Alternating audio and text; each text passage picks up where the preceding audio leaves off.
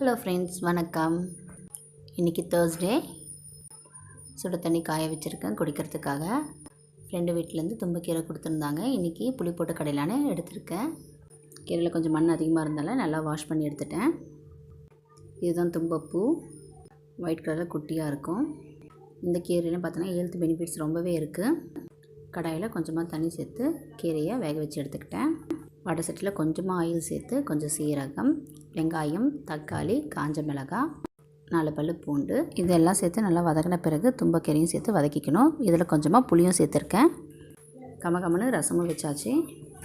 கூடவே வெண்டைக்காய் பொரியல் பண்ணியிருக்கேன். சாதம் வெந்துட்டுருக்கு. கீரையும் ரெடி ஆகிடுச்சு. ஆறின பிறகு கடைய வேண்டியது தான். நான் இன்றைக்கி மிக்ஸி ஜாரில் போட்டு தான் கடைஞ்சிருக்கேன். புளி போட்டு செய்கிற எந்த கீரையாக இருந்தாலும் சூடான சாதத்தில் நல்லெண்ணெய் சேர்த்து சாப்பிட்டு பாருங்கள். டேஸ்ட் அட்டகாசமாக இருக்கும். ரொம்ப ஹெல்த்துக்கும் நல்லது. இன்றைக்கி எங்கள் வீட்டில் லஞ்ச் இது தான். உங்கள் வீட்டில் என்ன லஞ்சுன்னு கமெண்ட் பண்ணுங்கள். தொடர்ந்து சப்போர்ட் பண்ணுங்கள்.